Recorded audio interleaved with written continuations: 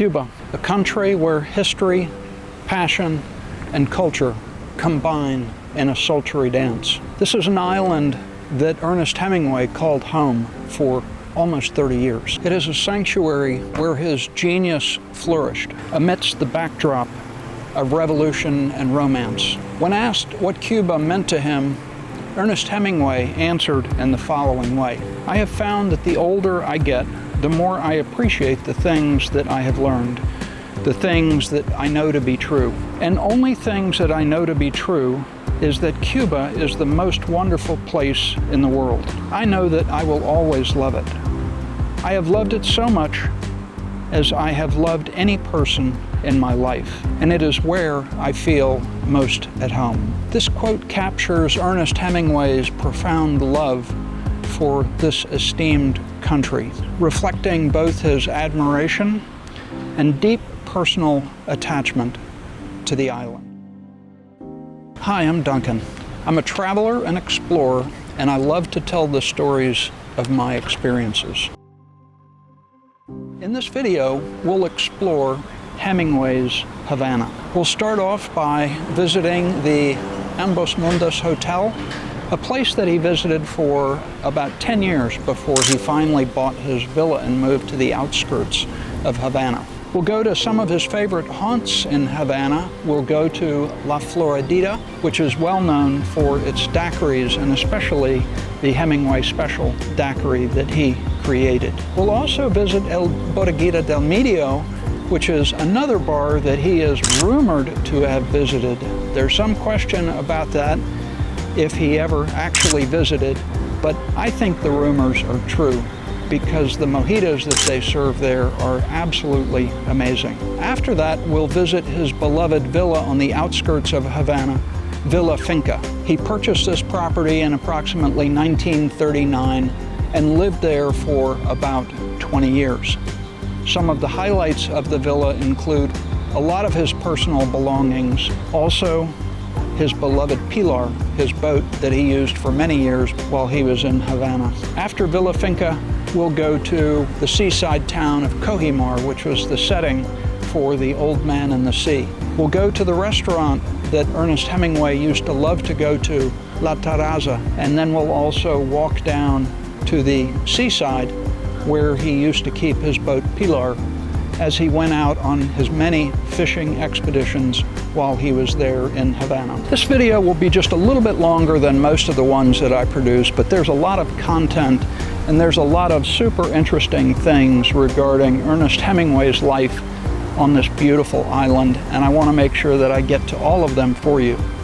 I will put chapter links down below in the video, so if you want to advance to those or go back to any sections, you would be able to do that.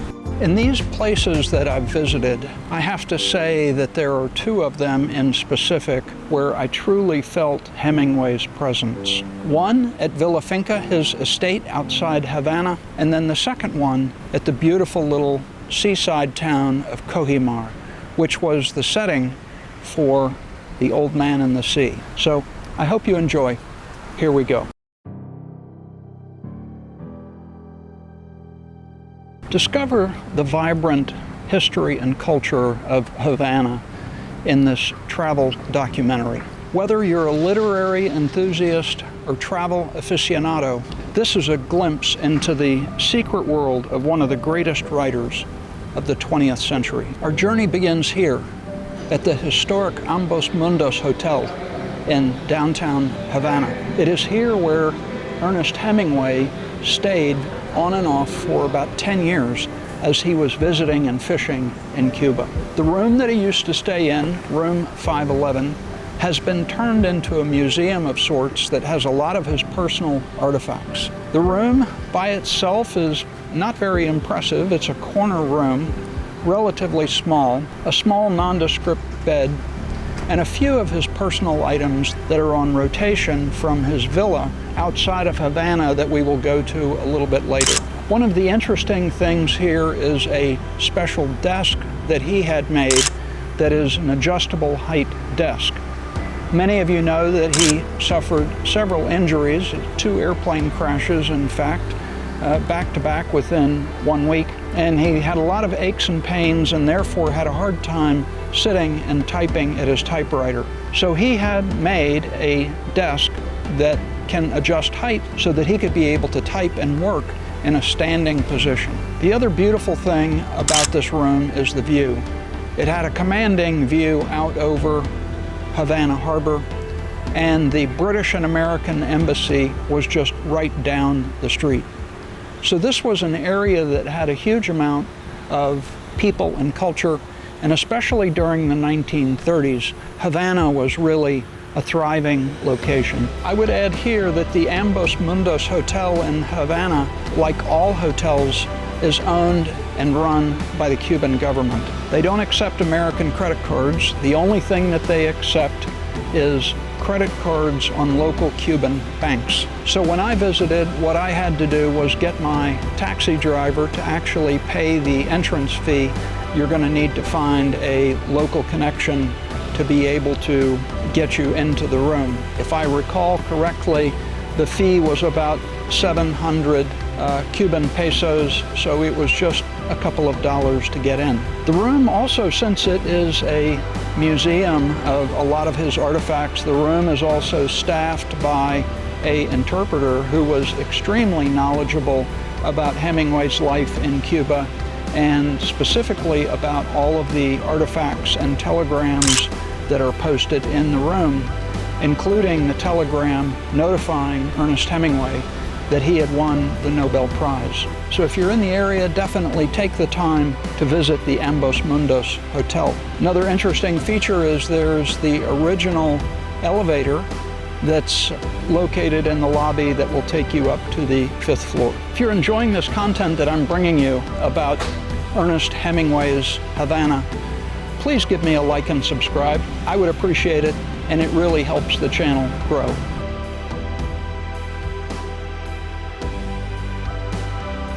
Next, just down the street from the Ambos Mundos Hotel is the La Floridita bar. This was one of Ernest Hemingway's favorite spots for daiquiris. Ernest Hemingway even has his own statue here in the bar, quietly sitting in the corner, watching who is coming and going. The mojito isn't just a drink, it's a piece of history. It's a liquid link to the man who sipped his way through countless afternoons in this very spot. He loved the daiquiris so much that he even had a daiquiri named after him, which is called the Papa Doble, which reduced the amount of sugar and naturally increased the amount of rum. The bar also has a very lively house band that plays lots of Cuban music, and it's a lively spot to go, have a nice cool daiquiri, and people watch. The next place we're going to visit is El Bodeguita del Medio. It's just around the corner from La Floridita, and it is a place that Hemingway is rumored to have visited, although there is some dispute about that. El Bodeguita also has a very lively house band, and if you want a mojito, it's a fantastic place to go. By the way, that's the only drink that they serve there. There is a small restaurant that's back around the corner. However, during my visit, I did not get a chance to stop by. But the mojitos are fantastic, and the ambiance is great. Highly recommended.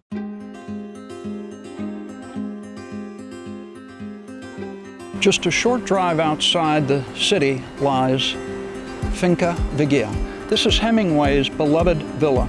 Here, amidst the lush Cuban countryside, he penned some of his greatest works, including The Old Man and the Sea. Walking through these rooms, you can almost feel Hemingway's presence, the echo of his typewriter keys, the energy of a mind perpetually at work.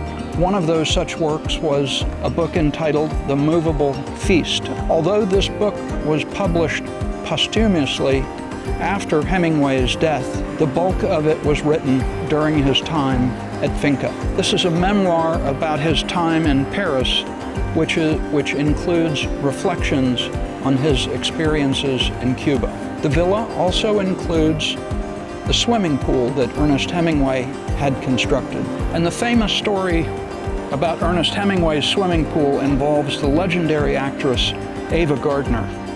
According to the tale, Gardner visited Hemingway at his home outside Havana in the early 1950s. During her visit, she decided to take a dip in Hemingway's swimming pool, reportedly stripping off her clothes and swimming nude. Hemingway, amused and ever the raconteur, supposedly remarked that the pool was now blessed after her swim. This playful moment has since become part of the larger-than-life mythos surrounding Hemingway, blending his association with Hollywood, his love for Cuba, and his larger-than-life personality. While the details of the story have been romanticized over time, it remains a popular anecdote of Hemingway's colorful life. Also located on the property is Hemingway's beloved boat, Pilar. The boat is a 38-foot Wheeler Playmate that he purchased in 1934 with the advance that he got on one of his books while he was in New York. Hemingway used Pilar extensively during his years in Cuba, where it became both a tool for deep-sea fishing and a mobile writing retreat. The boat played a significant role in his life and work, inspiring stories and serving as the setting for some of his adventures. Pilar was more than just a vessel. It was a symbol of Hemingway's love for the sea, his pursuit of marlin, and his connection with the natural world. After visiting and spending time at Hemingway's villa outside Havana, we made the short trek to the little town of Cojimar, approximately 20 minutes away.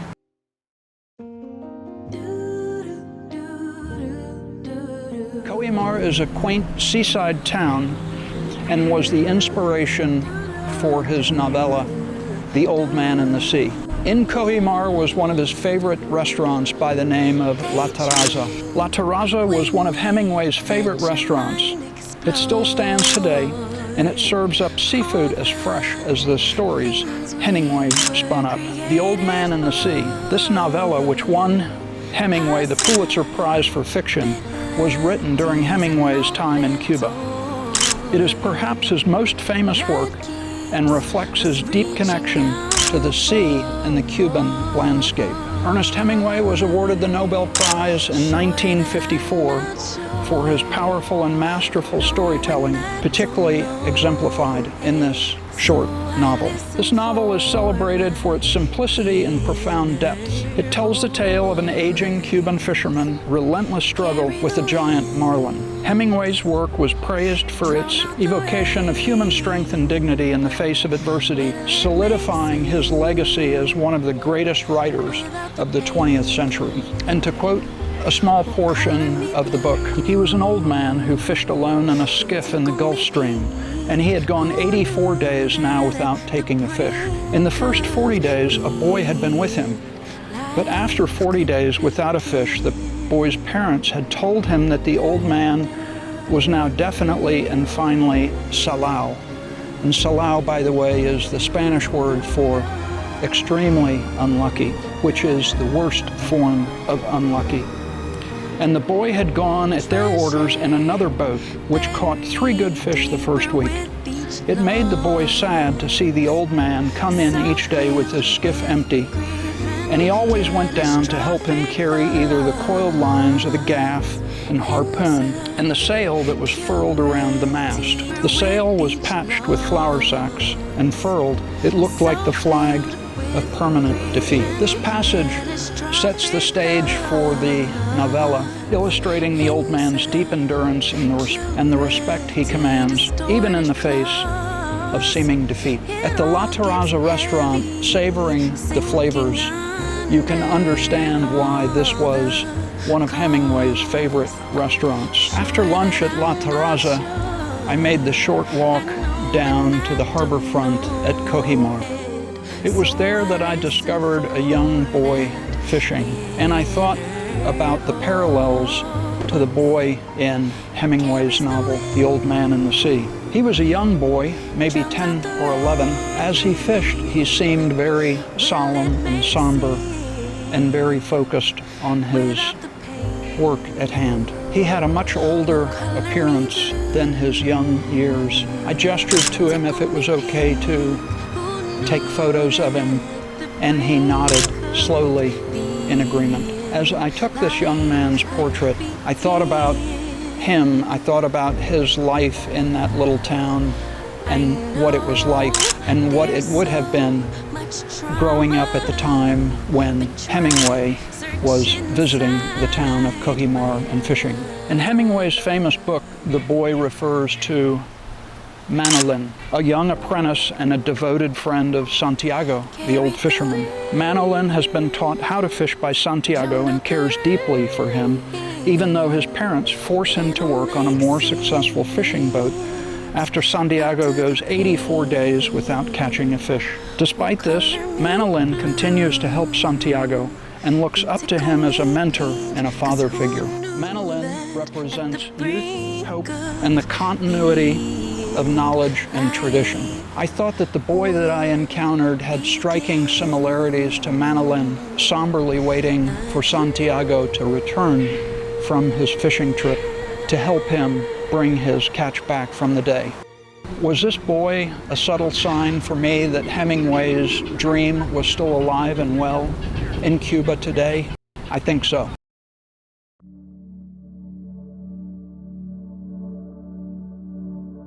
Hemingway left Cuba in 1960 as the political climate in the country grew increasingly tense. The Hemingway family experienced a troubling pattern of suicides within the family over the years. Hemingway's father committed suicide in 1928, and two of Ernest's siblings committed suicide in 1966 and 1982. Hemingway's own granddaughter, Margot Hemingway, was a model and an actress, died by suicide in 1996. She is said to have struggled with depression and substance abuse in her life. This tragic pattern has led some to speculate about the possibility of a genetic predisposition to mental illness within the Hemingway family, though it's important to note that various factors, including environmental stressors and personal struggles, contributed to these tragic outcomes. Ernest Hemingway left Cuba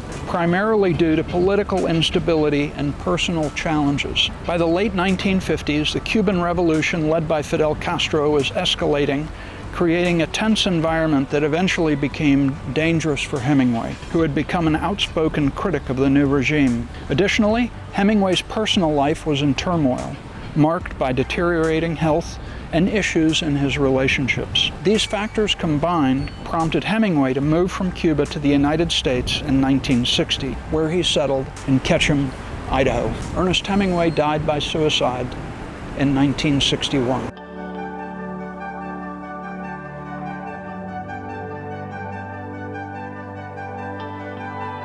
Ernest Hemingway's legacy is multifaceted and encompasses his profound impact on literature, his adventurous persona, and his enduring influence of both writers and popular culture. Hemingway is celebrated for revolutionizing 20th century literature with his distinctive writing style, known as the iceberg theory or theory of omission.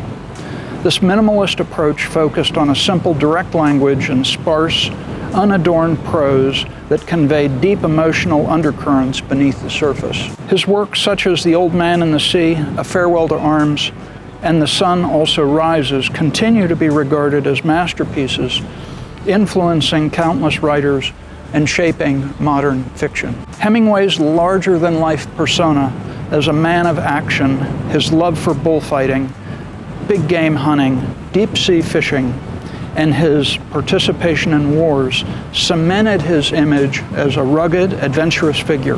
This image has become synonymous with the Hemingway hero, a stoic, resilient character who faces adversity with grace under pressure. Hemingway's exploration of themes such as courage, honor, loss, and the human condition resonated deeply with readers. His portrayal of the psychological and emotional scars of war, as well as the nobility found in struggle and perseverance, has left a lasting impact on how these themes are approached in literature. Hemingway's books have remained in print for decades, and many of his works are considered essential reading in schools and universities. His stories continue to inspire adaptations in film, theater, and other media, ensuring his influence remains strong. Hemingway's legacy was further solidified when he received the Nobel Prize for Literature in 1954.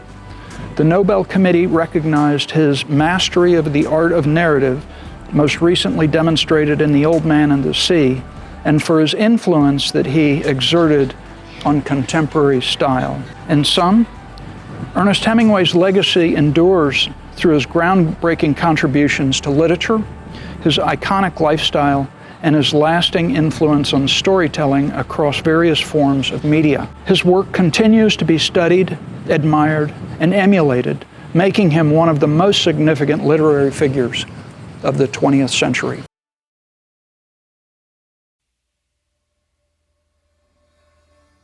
If you are still watching at this point, I really want to thank you. You are one of the real ones. This video was very enjoyable for me personally to visit these places in Havana that Ernest Hemingway so loved and to experience them firsthand. If you've enjoyed this video, I would really appreciate it if you would give me a thumbs up, if you would subscribe if you haven't done that already, and I'd love to hear any comments that you might have about Ernest Hemingway's life in Havana, Cuba, and some of his beloved places. I have a Squarespace site where some of the photos that you've seen in this video can be purchased for a small fee. I'll put the link to the Squarespace site in the description below. More episodes from my adventures in Cuba are on the way. The next video that I will be producing is about the beautiful tobacco growing region of the Vinales Valley, located just a couple of hours outside of Havana. It is an unbelievable place, and I got to spend some time with some of the local tobacco farmers to learn about the tobacco growing process, the relationship that they have with the land, and really understanding how they operate in the system of Cuban government. Thank you so much for watching. Take care.